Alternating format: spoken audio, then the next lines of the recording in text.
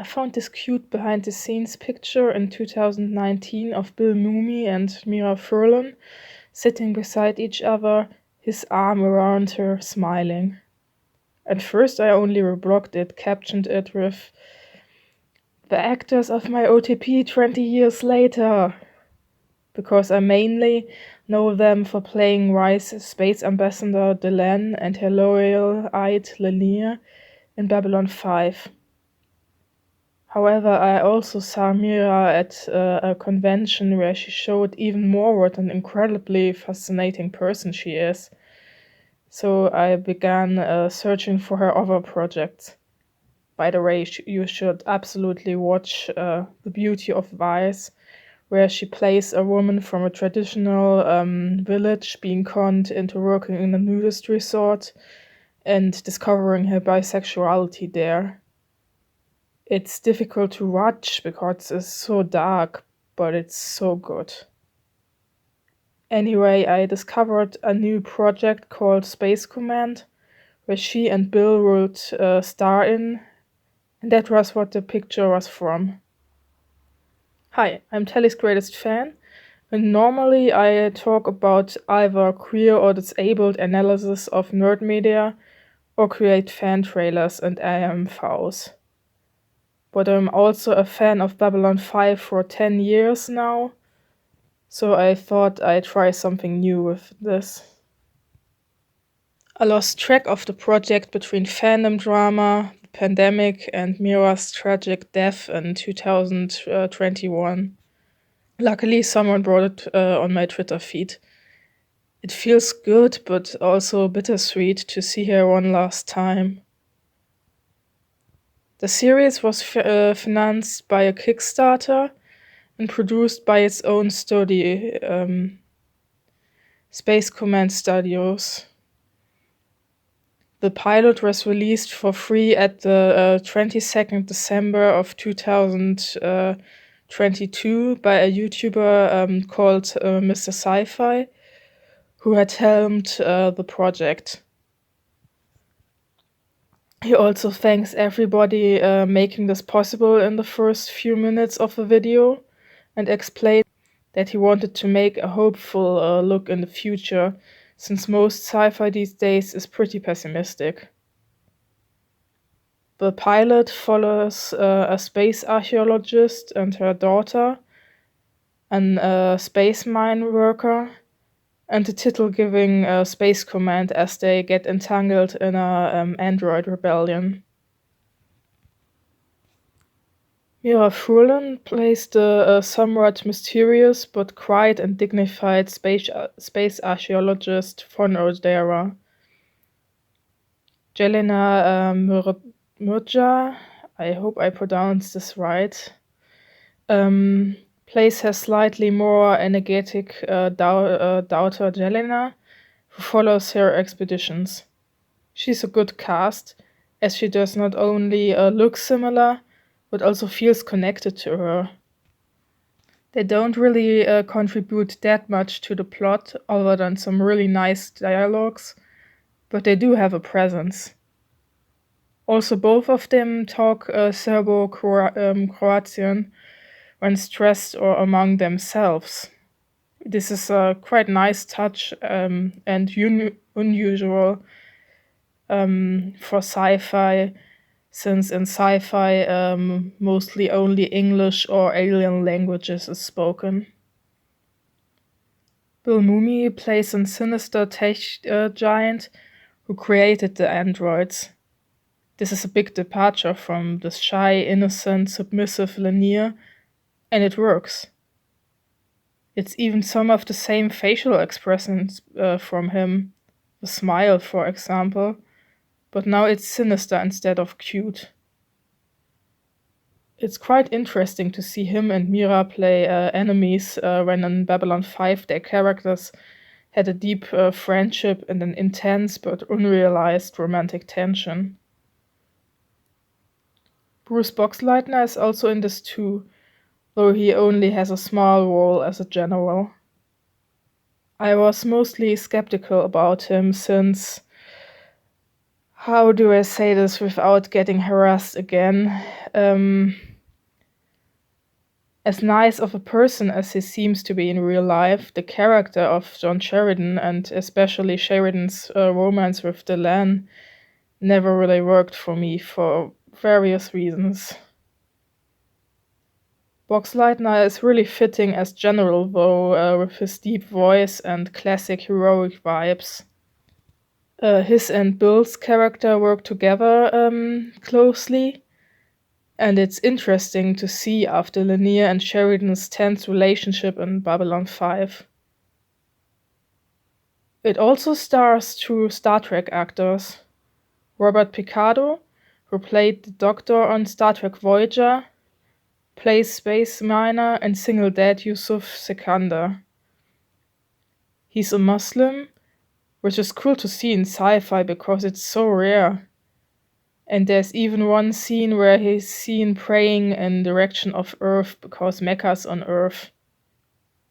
Doe Jones, oh god, I have no idea how to pronounce his first name, who specializes in roles with heavy prosthetics and plays Saru in Star Trek Discovery, plays an android struggling with his freedom and identity.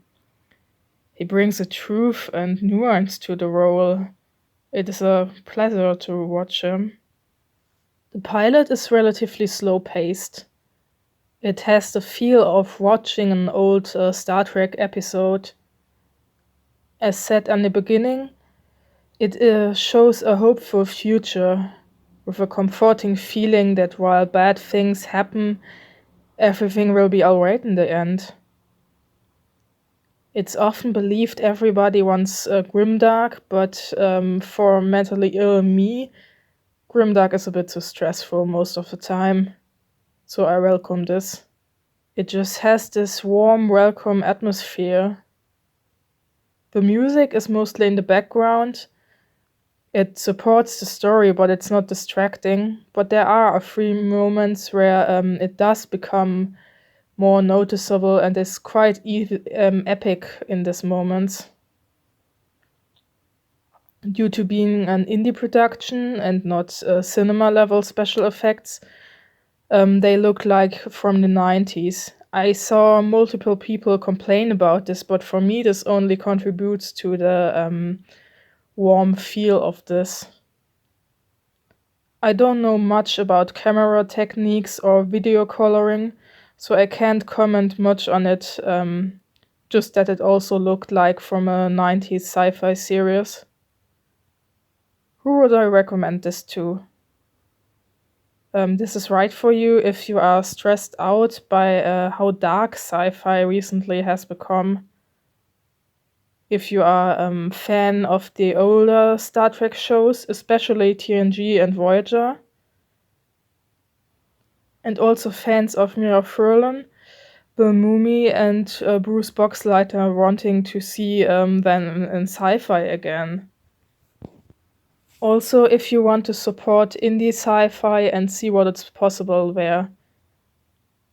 I would not recommend this for you if special effects are important to you and your sci-fi faves are mostly recent blockbusters like the Marvel Cinematic Universe.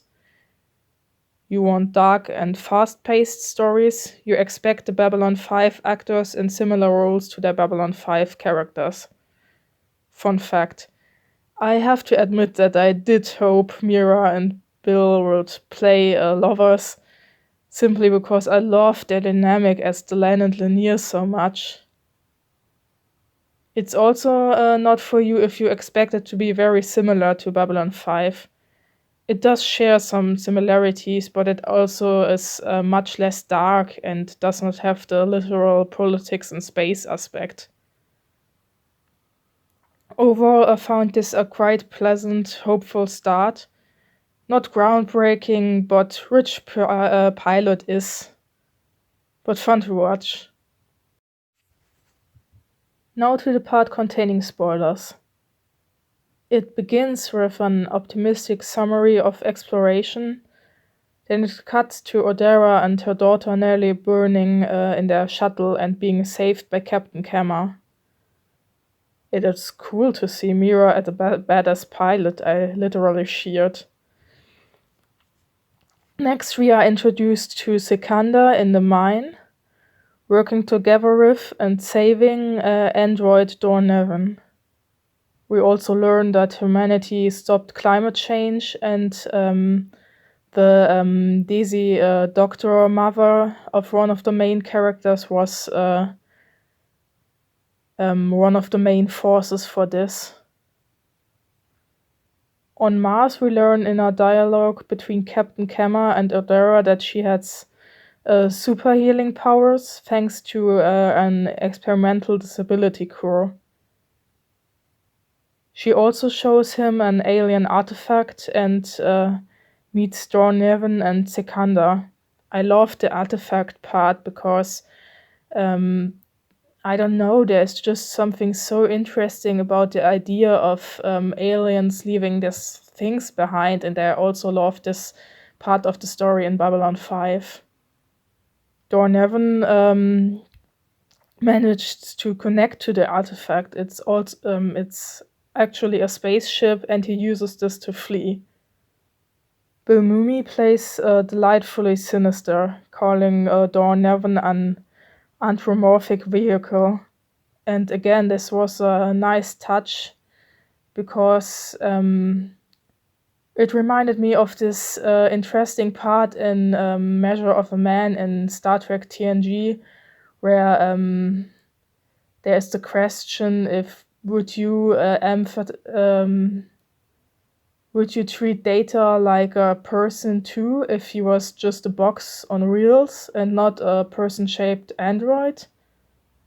It's just an interesting perspective. The two captains follow the other group in space. Dornevan starts a rebellion of androids. There's an interesting dialogue between Dornevan and Odera. She links his people's fate to slavery, and he replies that they are machines, so it's different. Most sci-fi shies away from this comparison because the suffering of real-life humans is not comparable to fictional characters. But this calls out similarity while rightfully showing difference. But then I'm not a person of color, so I can't really comment on this. She decides to stay for her daughter and Sikandar to go because it's the right thing to do. Then there was another interesting scene in which Dornevan tricks Captain Kemmer into saving Captain Essex so that his ship can escape. He appealed to your humanity, one of the characters said about this, and this was another nice touch. The entry to the blasters of the ship was a really cool idea too, but the direct combat fight scene looked not particularly good. But then this is an indie movie, so what you expect? It's not that bad. Finally, Bill Mumy's character Massey realizes how wrong he is, and with his help, the group manages to trick their way into letting the androids go. Another beautiful scene between Dornevan and Odera follows. Where will you go? I don't know.